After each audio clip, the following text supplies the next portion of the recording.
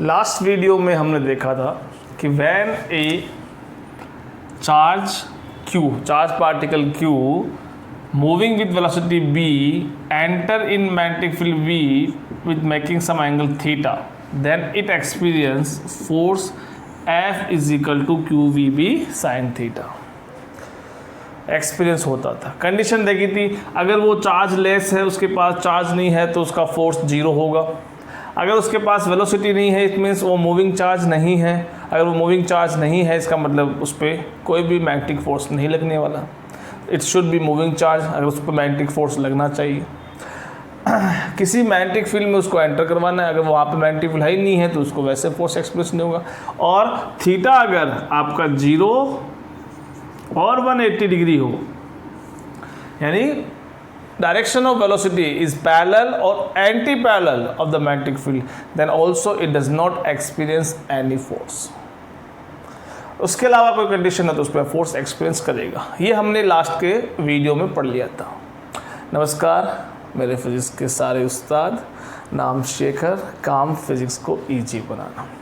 आज जो हम पढ़ने वाले हैं, ये फोर्स जब लगेगा उस चार्ज पार्टिकल पे, वो चार्ज पार्टिकल किस तरह का मोशन करेगा, वो किधर जाएगा, किस डायरेक्शन में जाएगा, क्या उसकी वेलोसिटी चेंज होगी, क्या उसके अंदर एक्सेलरेशन प्रोड्यूस होगा, कितना वो पाथ चलेगा, उसका जो ट्रेस पाथ है वो सर्कुलर होगा, हेलिकल होगा, स्क्वायर की शेप में होगा, कैसा मोशन करेगा वो, ये सब चीज़ें आज हम इस वीडियो में डिस्कस करने वाले हैं।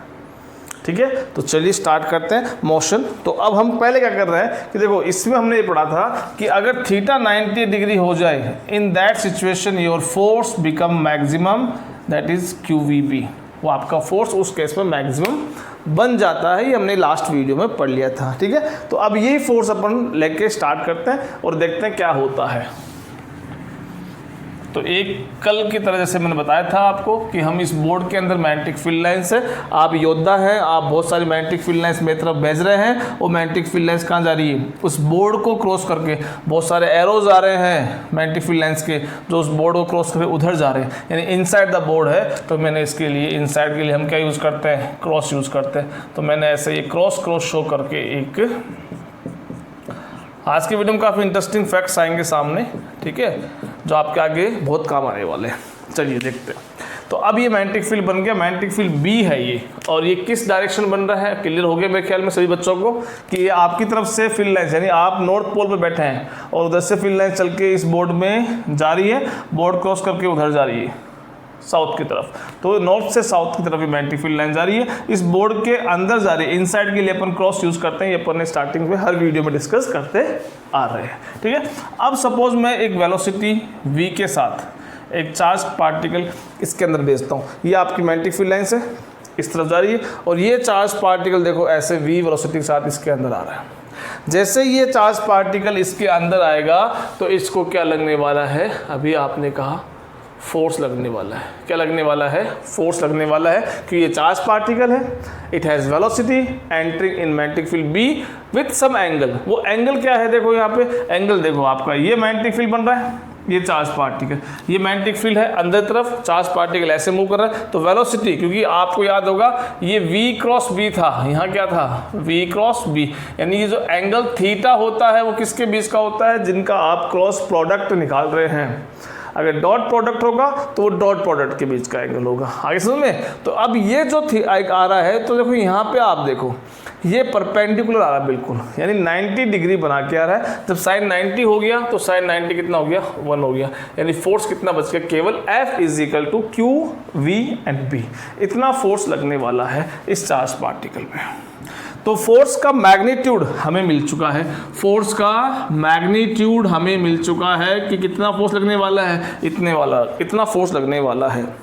But you know very well कि force is a vector quantity. Force क्या होती है, एक वेक्टर क्वांटिटी होती है, और वेक्टर क्वांटिटी पास क्या होती है, डायरेक्शन। क्या होती है, डायरेक्शन। और डायरेक्शन हम कैसे निकालते हैं, पिछले वीडियो में देखा था, राइट हैंड लेफ्ट, सॉरी भूल गया, Fleming's left hand rule. Fleming's left hand rule आपको सिखाया था। ये लेफ्ट हैंड लेना, गलती से मेरे राइट हैंड मत ले लेना, ये लेफ्ट हैंड लेना है आपको। और इस लेफ्ट हैंड में पता है आपको ये क्या होता है, ये क्या होता है लेफ्ट हैंड में, ये आपकी फिंगर ये वाली, ये आपकी मैग्नेटिक फील्ड होती है, क्या होती है मैग्नेटिक फील्ड होती है बी, ठीक है।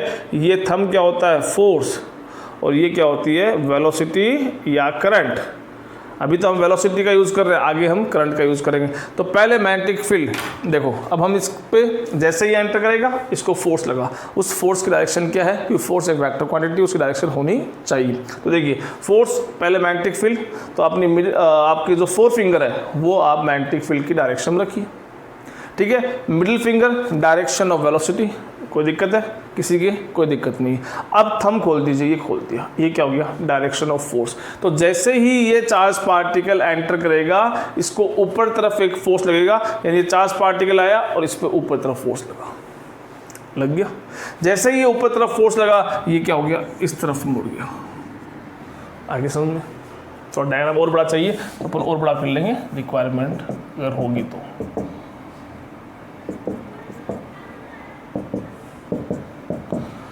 ठीक है, लेकिन अब देखो इस तरह से होने से क्या हुआ कि पहले ये इस डायरेक्शन की वेलोसिटी में आ रहा था, अब इसकी वेलोसिटी डायरेक्शन भी तो चेंज हो गई, ये ऊपर तरफ हो गया ही इसका। तो अब दोबारा चेक करो, दोबारा अपना मैग्नेटिक फील्ड 4 फिंगर, वेलोसिटी कहाँ है ऊपर तरफ है, अब फोर्स कहाँ है, अब फोर्स इधर है, यानी अब इस पे जैसे ये गया इस पे इधर फोर्स लगा, ये ऊपर मूव कर गया, जैसे ऊपर मूव कर गया तो अब इधर से फोर्स लगा उसको इधर लेके जाएगा, यानी ये भागता भागता जा रहा है और घूमता घूमता जा रहा है ये इस तरफ, मेरी तरफ इसके फोर्स की डायरेक्शन। एक बार दोबारा देख लीजिए, पहले केस में क्या था, ये वेलोसिटी इधर थी, मैग्नेटिक फील्ड ये रहा, मैग्नेटिक फील्ड 4 फिंगर, वेलोसिटी इधर, मैग्नेटिक फील्ड इधर, वेलोसिटी इधर, थंब ऊपर तरफ, तो इस पे लगा फोर्स ऊपर तरफ, ये ऊपर मूव कर गया।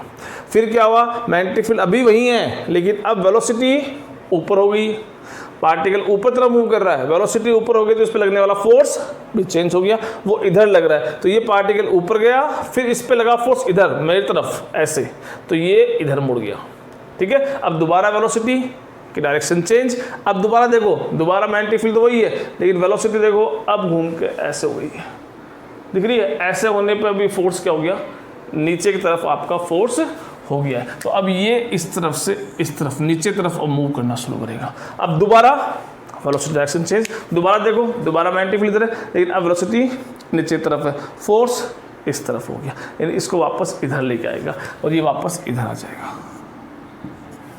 तो अब ये क्या होगा, जैसे ही एंटर करेगा ये एक तरह से कौन सा मोशन हो गया, ये एक सर्कुलर मोशन हो गया, एक आर रेडियस के सर्कल के अलोंग इसने अपना मोशन शुरू कर देता है और ऐसे ये सर्कुलर मोशन कर देता है। कब, when it enter with 90 degree, एक 90 डिग्री एंगल के साथ ये एंटर करेगा तो ये पार्टिकल घुस के उस मैग्नेटिक फील्ड में ऐसे कंटिन्यूसली सर्कुलर मोशन करता रहेगा।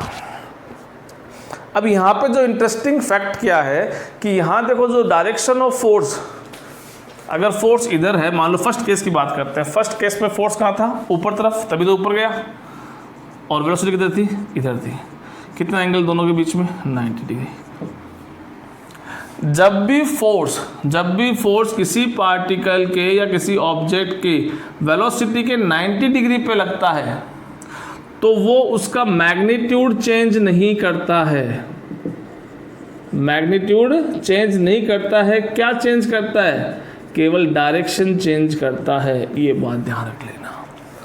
यहाँ इसका मतलब क्या हुआ कि अगर ये चार्ज पार्टिकल 20 मीटर पर सेकेंड की स्पीड से एंटर कर रहा है विथ कांस्टेंट स्पीड, तो ये इसमें घूम रहा है, तो ये हर एक पॉइंट पे आप इसका मैग्नीट्यूड चेंज करोगे, मैग्नीट्यूड हमेशा कितना मिलने वाला है 20 ही मिलने वाला है। एक फ़ोन आ गया है,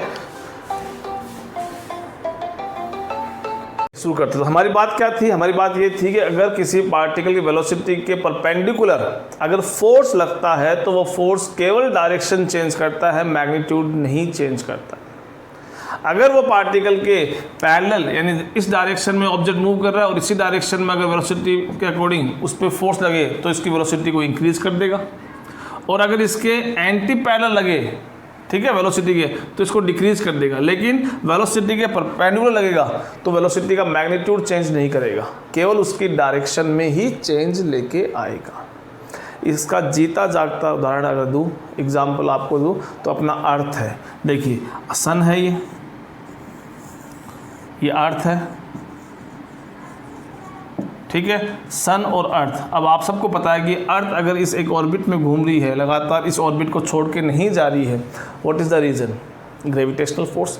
सन का ग्रेविटेशनल फोर्स अर्थ पे कंटिन्यूसली एक्ट कर रहा है, और ग्रेविटेशनल फोर्स का नेचर क्या होता है? अट्रैक्टिव का, यानी इसको लगातार ये अपनी तरफ अट्रैक्ट कर रहा है। अर्थ इस पॉइंट पे है तो ये किधर जाएगी? लेट इस डायरेक्शन में। मैं उसमें मुझे ध्यान में नहीं है कि ऐसे घूमता है कैसे घूमता है, वो हमारा मैटर नहीं है, ठीक है। अभी ये वेलोसिटी है, ये फोर्स है। जब ये यहाँ पहुँच जाती है अर्थ, तो अर्थ अभी भी इसका टेंजेंशियल डायरेक्शन में मोशन करना चाहती है, फोर्स उस पर ई लग रहा है। इस पॉइंट पे आ जाती है तो ये फोर्स और ये वेलोसिटी। तो आप हर जगह देखो, आप कितना एंगल बन रहा है? 90 डिग्री एंगल बन रहा है, और 90 डिग्री एंगल से क्या होता है? डायरेक्शन चेंज हो रही है, अर्थ की स्पीड चेंज नहीं हो रही। अगर मान लो फोर्स लगने से अर्थ की स्पीड में लगातार चेंज आता, यानी लगातार फोर्स लगने से लगातार स्पीड अर्थ की चेंज होती रहती, तो क्या होता? अगर इस साल मान लो अर्थ 365 डेज में अपना राउंड कंप्लीट कर रही है, फोर्स कंटिन्यूसली एक्ट हो रहा है, वेलोसिटी कंटिन्यूसली बढ़ रही है, तो अगले साल हो सके अर्थ 300 दिन में अपना राउंड कंप्लीट कर ले। इमेजिन कीजिए, अभी भी वेलोसिटी कंटिन्यूस है, तीसरी साल क्या होगा? 250 दिन में मान लो। अगले साल में देखिए 4 महीने में अर्थ अपना राउंड कंप्लीट कर लेगी, 1 महीने में फिर और आगे चलो 1 महीने में राउंड कंप्लीट कर लेगी। तो ऐसे अगर होता तो पता नहीं अर्थ कितनी फास्ट मूव करती है, और एक एंड पे आके अर्थ क्या हो जाती? डिस्ट्रॉय हो जाती है। लेकिन फिजिक्स कहता है कि अगर फोर्स वेलोसिटी के परपेंडिकुलर है तो वो केवल उसकी डायरेक्शन चेंज करेगा, उसकी डायरेक्शन चेंज करेगा, और डायरेक्शन चेंज होती रहेगी, लेकिन उसकी वेलोसिटी का मैग्नीट्यूड है वो चेंज नहीं होगा। अर्थ की स्पीड किसी भी पॉइंट पे किसी भी टाइम पे चेक कर लेना, इस साल चेक कर लेना, अगले साल चेक कर लेना, पहले का रिकॉर्ड देख लेना, सब में आपको क्या मिलेगा? सेम मैग्नीट्यूड मिलेगा, बस डायरेक्शन चेंज होती जा रही है।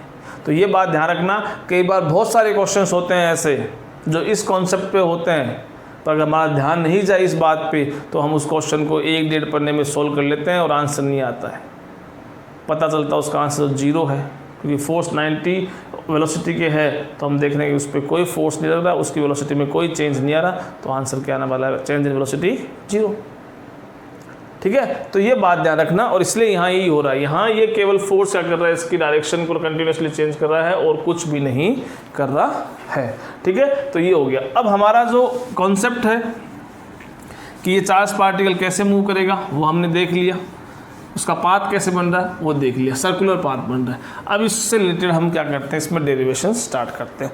पहला डेरिवेशन क्या है कि इसका पहले रेडियस बताओ, जिस सर्कुलर ऑर्बिट में वो घूम रहा है उस सर्कुलर ऑर्बिट की रेडियस बताओ, ठीक है। ये हमारा डेरिवेशन। इसको हम कैसे स्टार्ट करेंगे? अब आप देखिए, आपने 11th क्लास में एक बहुत ही इंपॉर्टेंट टॉपिक था सेंटीपिटल फोर्स, याद होगा आपको? Centripetal force,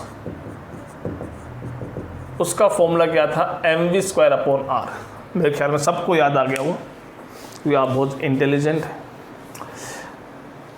mv²/r centripetal force है। याद कीजिए कि कोई भी ऑब्जेक्ट अगर सर्कुलर मोशन कर रहा है, if any object doing circular motion, it means there is a centripetal force act on it. उस पर कोई ना कोई सेंटीपिटल फोर्स एक्ट करता रहता है, तभी वो क्या करता है? सर्कुलर मोशन करता है। एग्जाम्पल ले लीजिए, अगर मैं आपको कहूँ कि अभी एग्जाम्पल अपने सन का लिया है, सन और अर्थ के पैर में अर्थ लगातार सर्कुलर मोशन कर रही है, वहाँ ऐसा कौन सा फोर्स है जो अर्थ को सर्कुलर मोशन करवा रही है? Yes, gravitational force. आपका ग्रेविटेशनल फोर्स उसको लगातार सर्कुलर मोशन करवा रही है। अगर आपको मैं एक पत्थर से रस्सी बांध के अपन पतंग उड़ाने के बाद में रस्सी टूट जाती है, बची हुई रस्सी को ऐसे पत्थर बांध के ऐसे घुमाते हैं, वो पत्थर घूमता है ऐसे, काफ़ी प्रॉब्लम्स भी सॉल्व की होगी आपने उस पर। वो जो पत्थर घूम रहा है उसमें क्या हो रहा है? सर्कुलर मोशन हो रहा है, और वो सर्कुलर मोशन अब वहाँ कौन करवा रहा है? उस थ्रेड के अंदर जो टेंशन फोर्स क्रिएट हुआ है वो करवा रहा है। ऑर्बिट इलेक्ट्रॉन्स होते हैं, इलेक्ट्रॉन्स ऑर्बिट में घूम रहे हैं, किसके अराउंड? एक न्यूक्लियस के अराउंड। उन न्यूक्लियस के अराउंड जो इलेक्ट्रॉन्स घूम रहे हैं वो कौन घुमा रहा है? क्योंकि वो सर्कुलर मोशन कर रहे हैं। वहाँ सर्कुलर मोशन कौन प्रोवाइड करा रहा है? आपका electrostatic force between nucleus and the electron. तो कोई ना कोई फोर्स वहाँ होता है जो सर्कुलर मोशन के लिए रेस्पॉन्सिबल होता है। हमारे यहाँ भी एक ना एक फोर्स रेस्पॉन्सिबल है। बताइए कौन सा फोर्स है जो यहाँ सर्कुलर मोशन करवा रहा है? Yes, F is equal to Q V B, F is equal to Q V B, वो मैग्नेटिक फोर्स यहाँ रेस्पॉन्सिबल है। यानी यहाँ पे सेंटीपिटल फोर्स का काम कौन कर रहा है? आपका मैग्नेटिक फोर्स काम कर रहा है। यानी centripetal force mv square upon r is equal to Q V B, magnetic force. ठीक है, v कैंसिल v, r की वैल्यू क्या आ गई? mv upon Q B, mv upon Q B. ये हमारा रेडियस का फॉर्मूला आ गया है। इसकी रेडियस अगर हमें सर्कुलर पाथ की निकालनी है वो डिपेंड करेगी मास of the charged particle, velocity of charged particle, charge of charged particle and the magnetic field in which it enter, उस पर डिपेंड करेगी। ठीक है, एक और होता है फिर इसमें, ये तो आ गया आपका रेडियस का। एक इसमें हम निकालते हैं टाइम पीरियड का। टाइम पीरियड का भी हम इसके अंदर कैपिटल T उसका भी निकालते हैं। तो देखिए एक सर्कुलर मोशन का टाइम पीरियड निकालते हैं तो आपको पता, देखो सिंपल फॉर्मूला क्या होता है? Velocity is equal to distance upon time होता है। ठीक है, तो यहाँ से टाइम का फॉर्मूला क्या आ गया? Distance upon velocity. अब हम देखो यहाँ क्या कर रहे हैं? सर्कुलर मोशन टाइम पीरियड क्या होता है? Time taken to complete one cycle. इसको एक साइकिल घूमने में, एक चक्कर पूरा करने में कितना टाइम लगता है, वो होता है टाइम पीरियड। तो यहाँ टाइम पीरियड टी को मिल दिया कैपिटल टी से। एक्स क्या होती है? उस डिस्टेंस, उस टाइम में वो जो ट्रेवल करता है। तो आपको पता है कि यहाँ से ये पार्टिकल स्टार्ट हो गए, घूम के वापस यहीं आ रहा है, यहाँ से पार्टिकल घूम के यहाँ वापस आ रहा है। तो ये क्या है? इसका टाइम पीरियड के अकॉर्डिंग ये कितनी डिस्टेंस कवर कर रहा है? एक सर्कल के सर्कमफ्रेंस के बराबर, और वो कितना है? 2πr डिवाइड बाई किस वेलोसिटी से? v वेलोसिटी से ये आ रहा था। ठीक है, t is equal to 2πv, r की वैल्यू मैंने यहाँ से पुट कर दी mv अपॉन क्यू बी, ये मैंने r की वैल्यू पुट कर दी। v कैंसिल v, तो आपका 2πm अपॉन क्यू बी, ये आपका किसका फॉर्मूला आ गया? टाइम पीरियड का फॉर्मूला आ गया है। ठीक है, यानी देखिए ये टाइम पीरियड में एक रिलेशन आ रहा है कि ये रेडियस पे डिपेंड नहीं कर रहा, सर्कुलर पाथ की रेडियस पे डिपेंड नहीं कर रहा। अब फ्रीक्वेंसी निकाल लेते हैं। फ्रीक्वेंसी का आपको डेफिनेशन याद होगी। फ्रीक्वेंसी की डेफिनेशन क्या थी? फ्रीक्वेंसी क्या था? फ्रीक्वेंसी क्या होती है? Reciprocal of time period. और डेफिनेशन क्या होती है? Number of cycles completed in 1 second. एक सेकेंड में कितनी साइकिल कंप्लीट होती है? 1/t, तो इसका उल्टा कर दो, QB upon 2πm। Time period का रेसिप्रोकल क्या होता है? फ्रीक्वेंसी होती है। तो जो टाइम पीरियड का फॉर्मूला है वो ही आप यहाँ पुट कर दो। बड़े इजी डेरिवेशंस हैं, बड़े सिंपल चीज़ें हैं, समझने में भी, याद रखने में भी और लिखने में। ठीक है, अब ये जो अभी तक हमने देखो क्या किया, उस चार्ज पार्टिकल को 3 अलग अलग एंगल पे हमने किसी मैग्नेटिक फील्ड में एंटर करवाया था। 0 पे एंटर करवाया था, देखा फोर्स 0 है। 180 पे एंटर करवाया था, तब भी फोर्स 0 था। आज जब हमने 90 पे एंटर करवाया है और 90 पे एंटर करवा के हमने क्या देखा है कि उस पर फोर्स लगा है, उसने सर्कुलर मोशन की है, उसके सर्कुलर मोशन की रेडियस क्या है, उसका टाइम पीरियड क्या है और उसकी फ्रीक्वेंसी क्या है, वो तीनों आपके सामने बोर्ड पे डेराइव की गई है। अब हम इन 3 के अलावा कोई भी एक एंगल ले लेते हैं, जिस एंगल पे अगर वो पार्टिकल एंटर करता है तब उसका मोशन कैसा होता है। ठीक है, वो हमारा अगला टॉपिक है।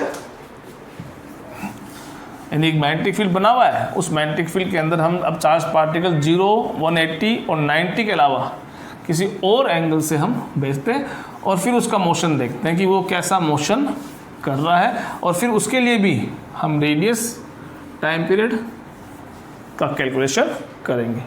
आइए मेरे साथ देखिए। अब सपोज ये ऐसा कोई मैग्नेटिक फील्ड ये वाला मैंने लिया ताकि यहाँ पे अब सूटेबल है एक्सप्लेन करने के लिए इस तरह का मैग्नेटिक फील्ड। पिछले वाले केस में वो क्रॉस वाला सूटेबल था तो हमने वो ले लिया, अब यहाँ ये सूटेबल है तो मैंने ये ले लिया। ठीक है, ये कोई मैग्नेटिक फील्ड बी बन रहा है, इसका मतलब ये नॉर्थ पोल है, उधर साउथ है, नॉर्थ से साउथ ही मैग्नेटिक फील्ड है जा रही है। फोन आ रहा है। सपोज एक पार्टिकल कुछ ऐसा एंटर करता है, ये वेलोसिटी वेक्टर उसका, ये मैग्नेटिक फील्ड इधर बना हुआ है आपका, थीटा एंगल बना के एंटर करता है। ठीक है। अब इस केस में क्या है कि आपको कंपोनेंट्स बताया हुआ है, सिखाया हुआ है, क्योंकि जब भी आप किसी वेक्टर को प्लेन में देखते हैं तो उसके कंपोनेंट्स तुरंत बनाना आना चाहिए, और प्लेन में 2 कंपोनेंट्स बनते हैं, ठीक है। और फिर वो मंत्र बता रखा है आपको, थीटा के साथ वाला कोस थीटा और थीटा के वे वाला साइन थीटा। तो हम ये कंसिडर कर रहे हैं कि यहाँ पे एक पार्टिकल है जो v वेलोसिटी के साथ एंटर कर रहा है b मैग्नेटिक फील्ड में विद मेकिंग एंगल थीटा।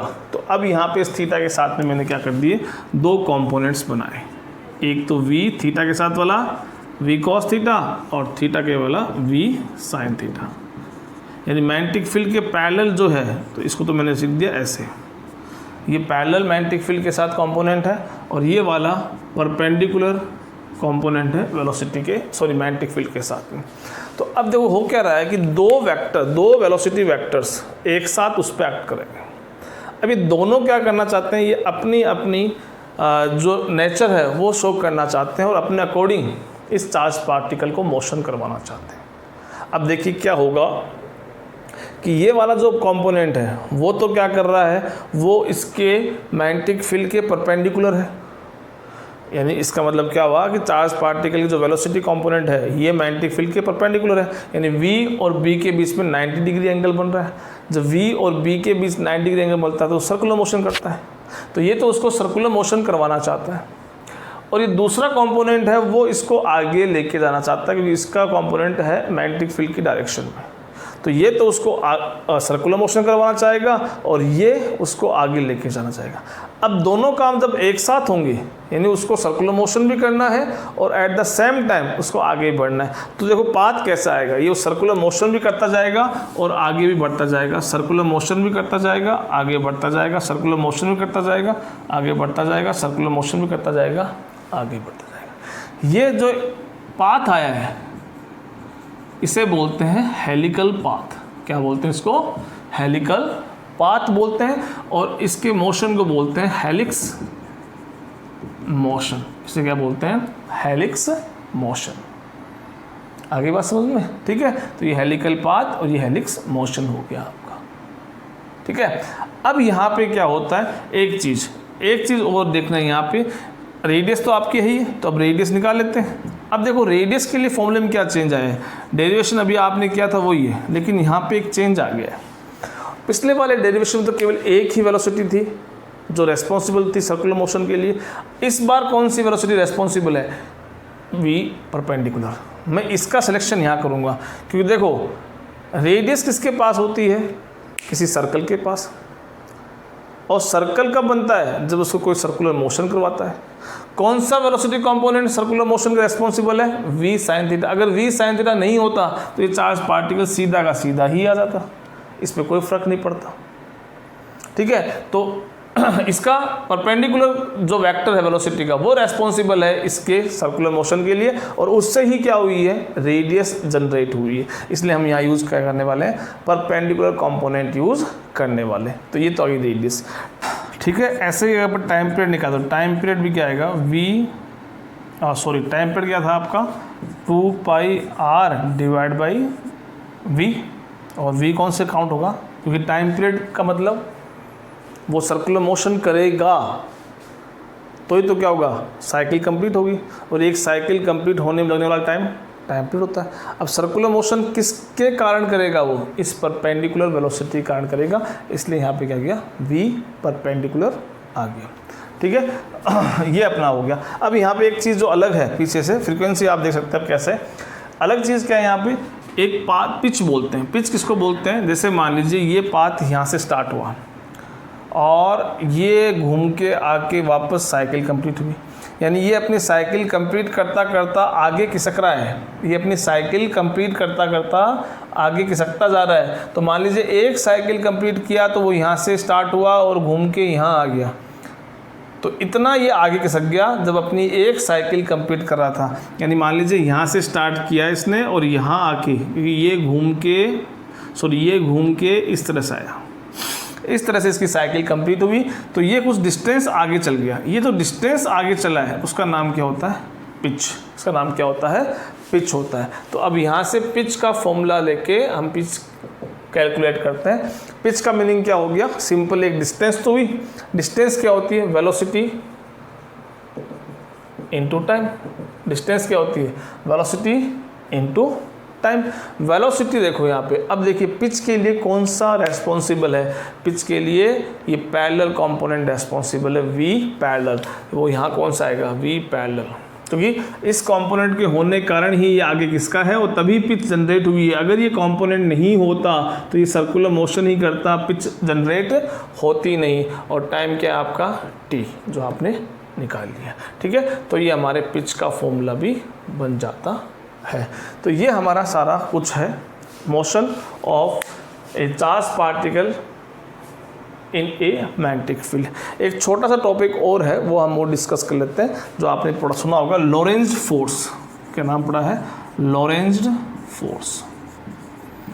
ये क्या होता है, अगर मान लो कि मैं एक ऐसा रीजन बनाता हूँ जहाँ पे इलेक्ट्रिक फील्ड भी हो और मैग्नेटिक फील्ड भी हो, एक जैसे मान लो ये मेरे हाथ के बीच का ये स्पेस जो है, इस स्पेस में मैं मैग्नेटिक फील्ड भी लेके आता हूँ और इलेक्ट्रिक फील्ड भी लेके आता हूँ, दोनों एक साथ लेके आता हूँ, ठीक है। जैसे मान लो कि इस दीवार को मैंने पॉजिटिव चार्ज दे दिया, ऊपर में छत है उसको पॉजिटिव चार्ज दे दिया, नीचे की जो फर्श है उसको नेगेटिव चार्ज दे दिया, तो प्लस टू माइनस ऐसे फील्ड लाइन्स आ रही है, मिल गया।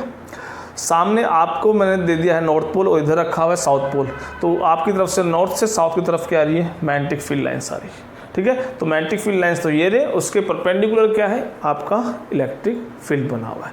तो ऐसा मैंने कोई रीजन क्रिएट कर दिया। अब उस रीजन के अंदर जो फोर्स लगने वाला है किस पे, मूविंग चार्ज पे, तो चार्ज अगर रेस्ट पे होगा उस रीजन के अंदर तो केवल इलेक्ट्रिक फील्ड एक्ट करता है, मैग्नेटिक फील्ड एक्ट नहीं करेगा।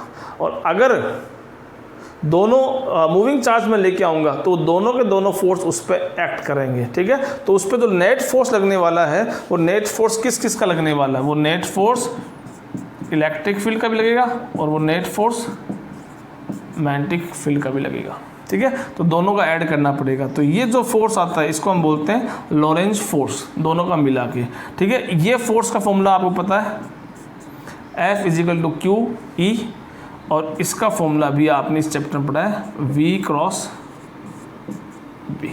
एक्शन में दोनों में Q कॉमन ले लीजिए, तो आपने दोनों में Q कॉमन ले लिया और आपका final expression E plus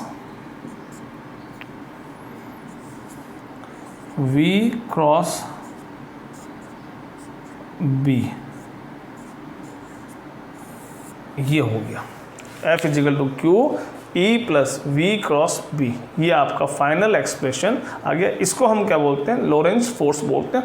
Lorentz magnetic force इसके बोलते हैं, लॉरेंज मैग्नेटिक फोर्स केवल इस वाले को बोलते हैं, जो आपका F is equal to Q V B sine theta होता है, और दोनों का कंबाइन हमें सिंपल लॉरेंज फोर्स बोलते हैं।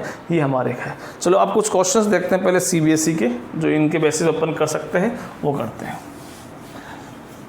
सीबीएसई में क्वेश्चन जो अभी मैं आपको बताने वाला हूँ उसमें एक नया कॉन्सेप्ट आपको समझ में आएगा, और इसमें 11th का ऐड किया। 11th में अगर आपने वर्क एनर्जी थ्योरम पढ़ी होगी, उस वर्क एनर्जी थ्योरम को लेके ये क्वेश्चन है जो सीबीएसई 2017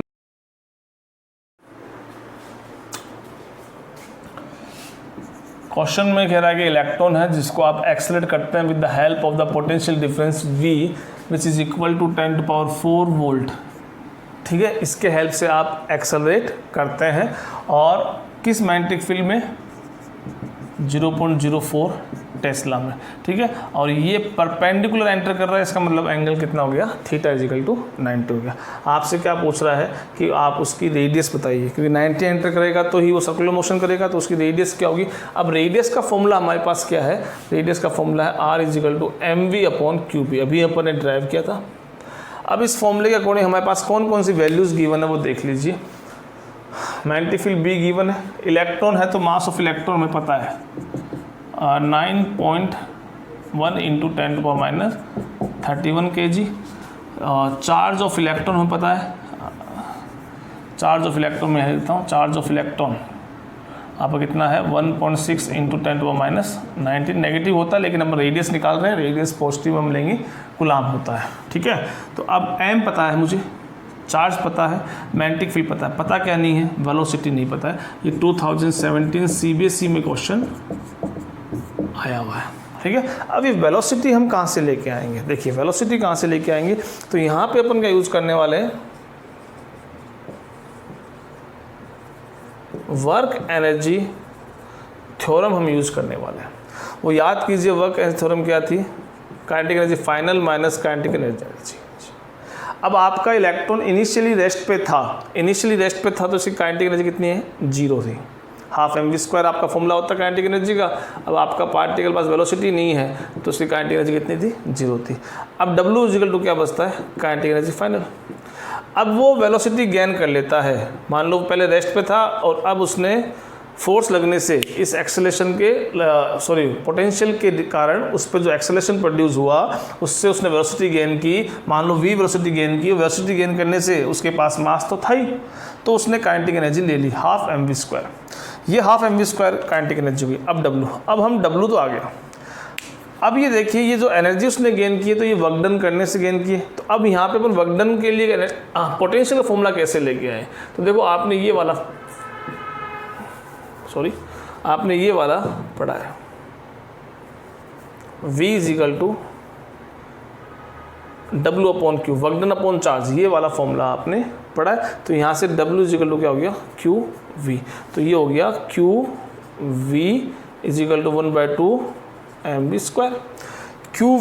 Q क्या है, चार्ज ऑफ इलेक्ट्रॉन। तो यहाँ पे ये Q किस जगह आ जाएगा, चार्ज ऑफ इलेक्ट्रॉन, इसको क्या बोलते हैं, EV, यानी ये EV आ गया है। तो यहाँ से हम वेलोसिटी का एक्सप्रेशन निकाल सकते हैं। तो देखो यहाँ से एक्स में क्या आएगा, V इक्वल टू, इस 2 को भेज दो तो 2 आ गया, E आ गया, V आ गया, और डिवाइड बाई ये m चला गया, स्क्वायर है तो ये अंडरूट आ गया। ये क्या आ गया, अंडरूट आ गया। तो ये R इक्वल टू m तो रखिए इधर, ये QB आपका आ गया, और इनटू में V की वैल्यू वो रही, क्योंकि हमें इसको पोटेंशियल की फॉर्म में कन्वर्ट करना था, हमने कर लिया, ठीक है। अंडरूट m से m कैंसिल, कितने टाइम, m टाइम। तो ये फॉर्मूला बन गया पूरा 2EmV, ये सारे ऊपर वाले अंडरूट में है, और डिवाइड में कौन बच गया, QB। अब देखिए इसमें सारे एक्सप्रेशन अपने पास E की वैल्यू है, मास ऑफ इलेक्ट्रॉन है, पोटेंशियल है, चार्ज ऑफ इलेक्ट्रॉन है, मैग्नेटिक फील्ड। इन सब को आप सोल्व करोगे, क्योंकि आपकी कैलकुलेशन मेरे से ज़्यादा अच्छी है और काफ़ी इंटेलिजेंट आप समझदार हैं, तो आप करोगे और आपका आंसर 10.43 मिलीमीटर आएगा। थोड़ी सी प्रैक्टिस कीजिए और आपको ये आंसर मिल जाना चाहिए, ठीक है। एक तो ये क्वेश्चन अपना CBSE का आया हुआ है। एक क्वेश्चन और देखिए, आपकी स्क्रीन पे है, देखिए।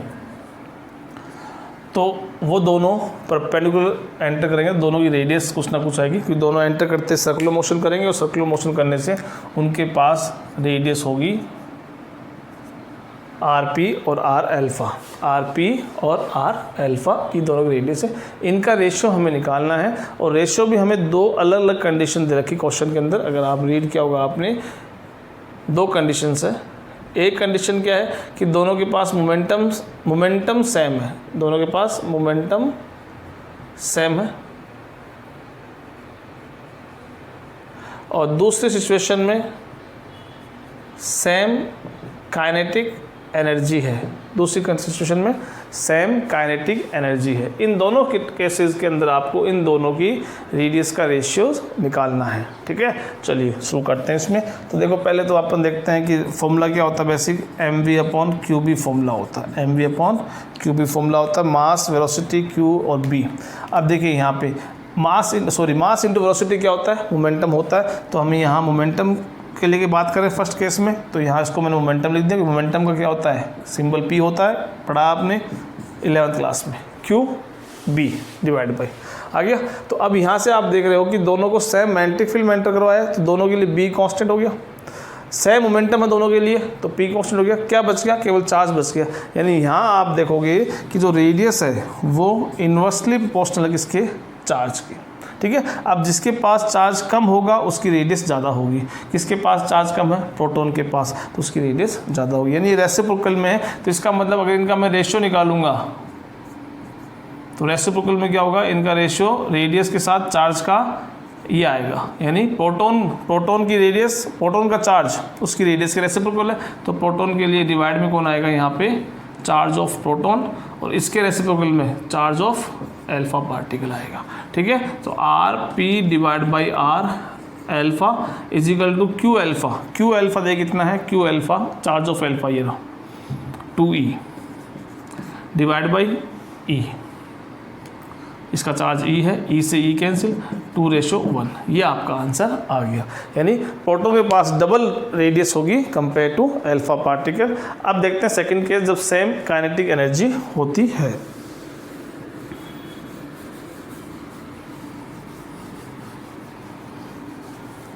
सेम काइनेटिक एनर्जी होती है तो अब फॉर्मूले में देखो रेडियस से निकालनी दोबारा, तो अब रेडियस में काइनेटिक एनर्जी लेके कहाँ से आए, फॉर्मूले में तो है नहीं, फॉर्मूले में तो काइनेटिक एनर्जी है ही नहीं, तो कहाँ से लेके आए। तो देखो यहाँ से हम कर सकते हैं, काइनेटिक एनर्जी में पता है वेलोसिटी आती है, तो उसका अभी आपने जैसे यूज़ किया था वैसे यूज़ कर सकते हैं। कैसे यूज़ करेंगे, काइनेटिक एनर्जी फॉर्मूला क्या होता है, 12 mv² होता है।